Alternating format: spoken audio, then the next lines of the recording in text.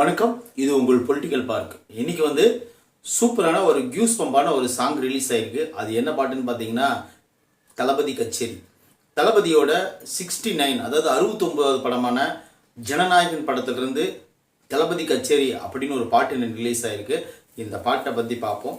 இந்த பாட்டை பற்றி பார்க்கறதுக்கு முன்னாடி இந்த படத்தினுடைய டைரக்டரை பற்றி பார்ப்போம். இந்த படத்தை ஹச் வினோத் இந்த படத்தை டைரக்ட் பண்ணியிருக்காரு. இவருடைய ஆரம்ப படமான சதுரங்க வேட்டை மூலமா இவர் மிகவும் பிரபலமான ஒரு டைரக்டராக எல்லாராலும் அறியப்பட்டார். அதுக்கு முக்கியமான காரணம்னு பார்த்தீங்கன்னா அந்த படத்தோட கதையம்சம் தான் அவ்வளோ சிறப்பாக இருக்கும். ஒரு தொழிலில் ஒருத்தனை ஏமாற்றணும்னா அவனோட ஆசையை தூண்டணும் அப்படின்னு சொல்லிட்டு உலக மக்களை விழிப்புணர்வு பட வச்சவர் அவர். இந்த மண்ணொலி பாம்பு விற்கிறது, அப்புறம் பார்த்தீங்கன்னா நகைக்கடையில் அட்வர்டைஸ்மெண்ட் போட்டு ஏமாத்துறது, அப்புறம் பார்த்தீங்கன்னா ரைஸ் புல்லிங் அதாவது புல்லிங் அப்படிங்கிறதுல கலசத்தில் நெல் ஒட்டாது அப்படிங்கிற மாதிரி ஒரு ஈரடியம் இருக்குன்னு சொல்லிட்டு ஏமாத்துறது, அப்புறம் பார்த்தீங்கன்னா ஈமுக்கோழி பிரச்சனை, அப்புறம் இன்னும் நிறையா இந்த படத்தில் ஏகப்பட்ட அதாவது போர்ஜரியான விஷயங்களை எடுத்து மக்களுக்கு காட்டி இந்த மாதிரிலாம் நடக்குது உஷாராக இருங்க அப்படின்னு சொன்ன படம் தான் சதுரங்க வேட்டை.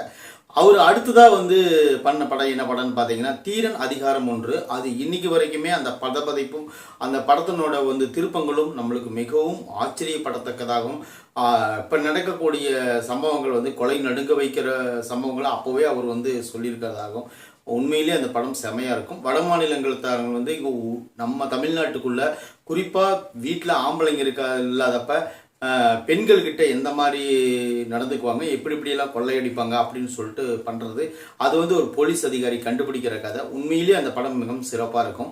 அடுத்ததாக பார்த்தீங்கன்னா அவர் நேர்கொண்ட பார்வை அஜித் சாரை வச்சு எடுத்தாங்க. அது உங்களுக்கே தெரியும். ஆல்ரெடி பெண்கள் பாதிக்கப்படுவாங்க. அஜித் சார் ஒரு வக்கீலாக இருந்து அவங்களுக்கு நியாயம் வாங்கி கொடுப்பாரு.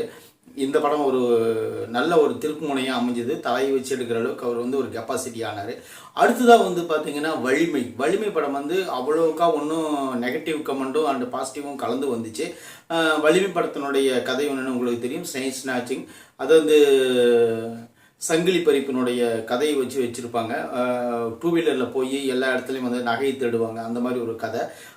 அது ஒரு நெகட்டிவும் பாசிட்டிவும் கலந்த மாதிரி வந்துச்சு. அடுத்ததாக துணிவு, பேங்க்கில் நடக்கிற சில விஷயங்களை மோசமான எப்படி மக்கள் சந்திக்கிறாங்க, பேங்க்கில் என்னென்ன ரூல்ஸ் அண்ட் ரெகுலேஷன் இருக்குன்னு சொல்லிட்டு டீட்டெயிலாக சொன்ன படம் தான் துணிவு. ஓகே, ஹச் வினோத்தினுடைய அடுத்த படமான ஜனநாயகன். இந்த படத்தினுடைய ஸ்டோரி உங்களுக்கு ஆல்ரெடி நிறைய பேர் கேட்டிருப்பீங்க, நிறைய பேர் தெரிஞ்சிருப்பீங்க.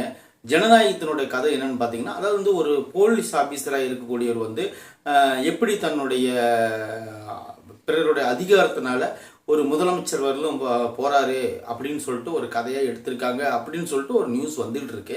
அது எந்த அளவுக்கு உண்மை அப்படிங்கிறது நம்மளுக்கு தெரியாது. இருந்தாலும் அதை நம்ம ஒரு நம்புவோம். இப்போ இன்னைக்கு காலையில் இன்னைக்கு சாயந்தரம் 6:03 இந்த படத்தினோட பாட்டு ரிலீஸ் ஆகிருக்குது. தளபதி கச்சேரிங்கிற பாட்டு. இந்த பாட்டை அறிவு தான் இந்த பாட்டை எழுதியிருக்காரு, பாடலாசிரியர். இப்போ இந்த பாட்டை பாடினது யாருன்னு பார்த்தீங்கன்னா அனிருத்து அண்டு விஜய் சாரும் சேர்ந்து பாடிக்கிறாங்க. அறிவும் கூட பாடியிருக்காரு. இப்போ என்னன்னு பார்த்தீங்கன்னா அடுத்ததாக இந்த படத்தினோட நடிகர்கள் யாருன்னு பார்த்தீங்கன்னா விஜய் சாரு, பூஜா ஹெக்டே, பாபி தியோலு, அப்புறம் பார்த்தீங்கன்னா மமிதா பைஜி, அப்புறம் பார்த்தீங்கன்னா கௌதம் வாசுதேவ் மேனன், நிறையா பேர் நடிச்சுக்கிறாங்க இந்த படத்தில். அதாவது ஒரு போலீஸ் ஆஃபீஸருடைய கதை அப்படிங்கிறதுக்காக நம்ம திரைப்படத்தினுடைய கதை இந்த படத்தில் பார்த்தீங்கன்னா அந்த படத்தினுடைய என்னென்ன ஒரு இது இருக்குமோ அதே போல் இந்த படத்துலையும் இதை விட சிறப்பாக இருக்கும் அப்படின்னு சொல்லி ஹச் வினோத் ஒரு பேட்டியில் சொல்லியிருப்பார். போலீஸ் ஆஃபீஸராக வரக்கூடிய விஜய்க்கு ஏகப்பட்ட பிரச்சனைகள் ஏற்படுது. அதனால் பிரச்சனைகள் இருந்து அவர் எப்படி மீண்டு வராரு அப்படிங்கிறது தான் இந்த படத்தினுடைய மொத்த ஸ்டோரியும் கூட. இந்த படம் இருக்கட்டும் ஒரு பக்கம். இப்போ குறிப்பாக இப்போ கரூர் பிரச்சனைக்கு அப்புறம் இந்த பாட்டை ஒரு படத்தினுடைய ரிலீஸாக விட்டுருக்காங்க, தளபதி கச்சேரி சாங்க. இப்போ இதையும் அதையும் கம்பேர் பண்ணாமல் நம்ம ஒரு சினிமா அப்படிங்கிறது வேற, ஒரு அரசியல் அப்படிங்கிறது வேற அப்படின்னு தான் நம்ம பார்க்கணும். ஏன்னு கேட்டிங்கன்னா சினிமாவை சினிமாவாக பாருங்கள், அரசியலை அரசியலாக பாருங்கள். அதுக்காக சினிமாவும் அரசியலும் கலந்து அதுக்கு இதுக்கும் சம்மந்தம் இல்லாதது. ஏன்னு கேட்டிங்கன்னா இது வேறு டிபார்ட்மெண்ட்டு, அது வேறு டிபார்ட்மெண்ட்டு. அதையே தான் அரசியலை நம்ம பார்க்கணும். நடிகர் அப்படிங்கிறத தாண்டி இவர் எப்படி அரசியல்வாதியை எப்படி ஜொலிக்க போகிறாரு அப்படிங்கிறத நம்ம பார்க்கணும். அதுபோல தான் இந்த பாட்டை வந்து அவங்க கிரியேட் பண்ணிக்கிறாங்க. இதில் நிறைய வந்து ஆளுங்கட்சி சம்மந்தப்பட்டமான நிறைய ஒரு அது வந்து அவங்க பாடுறாங்களோ இல்லையோ அதை பாட்டை கேட்கும்போது நம்மளுக்கு வந்து ஆல்ரெடி ஓகே இவங்களை தாக்கி தான் பாடியிருப்பாங்க அப்படிங்கிற மாதிரி ஒரு சூழ்நிலையை அவங்க உருவாக்கி வச்சுருக்காங்க. இந்த படத்தினுடைய மொத்த பாட்டுன்னு கேட்டிங்கன்னா ஒரு நல்ல ஒரு கியூஸ் பம்பான நல்ல ஒரு எனர்ஜி ஊட்டக்கூடிய ஒரு சாங்காக தான் அனிருத் பாடினாவே எப்பயுமே அந்த பாட்டு வந்து ஒரு வேறு லெவலில் போயிடும். அது குறிப்பாக வந்து விஜய் சாருக்கும் ரஜினி சாருக்கும் அவர் பாடினார்னா அந்த பாட்டு வந்து ஒரு டாப் டக்கர் தான் போயிடும். அதுபோல தான் இந்த பாட்டும் வந்து ஒரு நல்ல ஒரு இளைஞர்களுக்கு 2K கிட்ஸு இந்த மாதிரி விஜய் ஃபேன்ஸு எல்லாத்துக்குமே வந்து ஒரு எனர்ஜி ஊட்டக்கூடிய ஒரு பாட்டாக தான் இந்த பாட்டு நம்ம பார்ப்போம். விஜய் சாருக்கு வந்து இது 69வது படம். அவர் நடித்த மீதி 68 படங்களில் இருந்தும் இந்த படம் தான் ஒரு ஸ்பெஷல் படம். ஏன்னு கேட்டிங்கன்னா இந்த படத்துக்கு அப்புறம் வந்து நான் வந்து சினிமாவில் நடிக்கலை, முழுநீர அரசியல்வாதியே இருக்க போகிறேன் அப்படின்னு சொல்லிட்டு விஜய் சார் சொல்லியிருக்காரு. அது வந்து எந்த அளவுக்கு இருக்க போகுதுன்னு நம்ம பார்க்கலாம். ஏன்னு கேட்டிங்கன்னா விஜய் சார் வந்து தொடர்ந்து படங்கள் நடித்தாருன்னா ரொம்ப நல்லது. எம்ஜிஆர் சார் கூட அதாவது அரசியல் இருந்துக்கிட்டே படத்தில் நடிச்சுக்கிட்டு தான் இருந்தார். அப்பவும் கூட ரசிகர்கள் வந்து எம்ஜிஆர் சாரை யாருமே வெறுக்கலை. எம்ஜிஆருடைய படங்கள் வந்து மிகவும் பிரபலமான படங்கள் வந்து குறிப்பாக சொல்லப்போனால் அவர் வந்து அரசியல் வந்ததுக்கு அப்புறம் நல்லாவே ஓரளவுக்கு ஒர்க் அவுட் ஆச்சு. கடைசி காலங்களில் எடுத்த ஒரு 5-6 படங்கள் மட்டும் அவருடைய படங்கள் டிலே ஆயிடுச்சு. அதுக்கு காரணம் வந்து அவர் அரசியலில் இருந்துக்கிட்டே சினிமாவில் வந்து நடித்ததுனால தான் அந்த படங்கள் வந்து கொஞ்சம் டவுன் ஆச்சு அப்படின்னு சொல்லிட்டு ஒரு பேச்சு அடிபடும். அந்த தப்பை நாம் செஞ்சிடக்கூடாது. ஒரு நியாயமான ஒரு வகையில் மக்களுக்கு வந்து நடந்துக்கணும்.